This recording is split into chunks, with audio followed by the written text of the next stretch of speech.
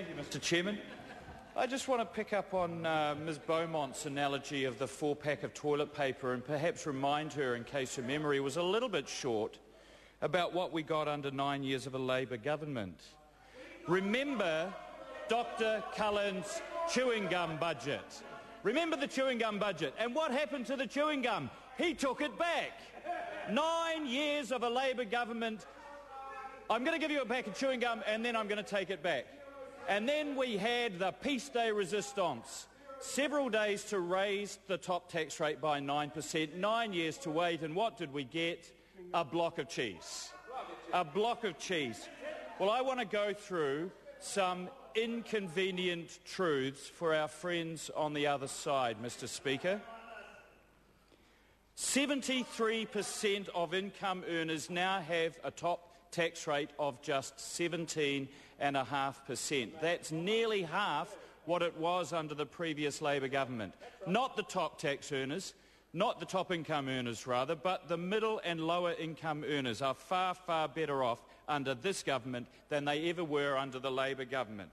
If you earn income, the average income of $48,000 a year, the total tax you pay is just 15.3%.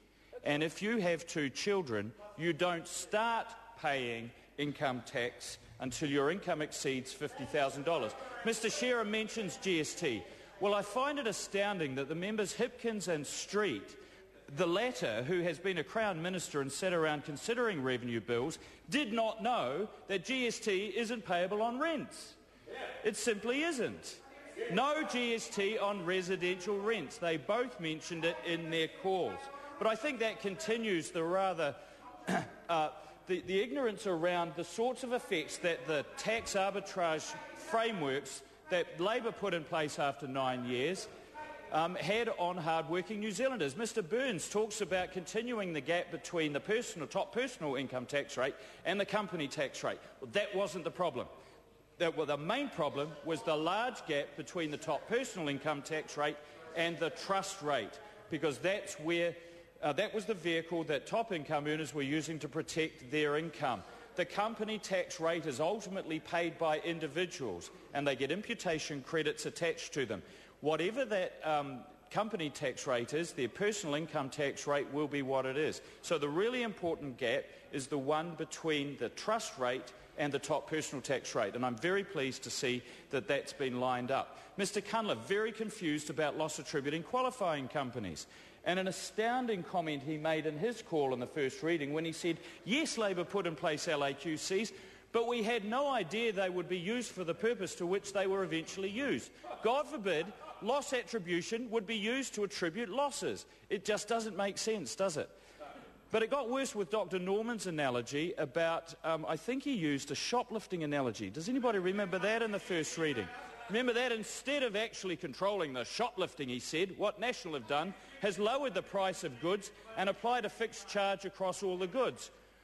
But here's the thing. Using legitimate tax vehicles to manage your income tax liability isn't shoplifting. It was perfectly legal, and it was legal because it was put in place by the Labour government with the full support of the Greens. But here's what the Greens really want to do. If they want to have equity, what they really want but don't say is to put all of the rates up to the top personal tax rate of 38%.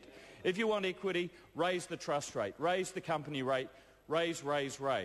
Well, that's what's going to drive our best and brightest New Zealanders across the ditch, Mr. Chairman, and that's what's been done over the last few years. It's the one thing we're number one in the OECD on. It's the export of our best and brightest. And I'm very impressed to see that whereas you needed to earn $228,000 a year in New Zealand to pay more tax than in Australia, that has just gone down to as low as $55,000.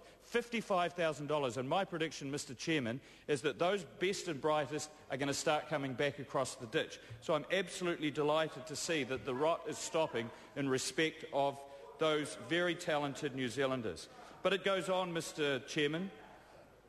I want to just touch on the tilt, because what we have in this budget is a support, really, for what New Zealanders were already doing. The consumption and debt-fuelled growth that we saw after the last 10 years has stopped. What people are doing is they're not borrowing anymore. The only increases in debt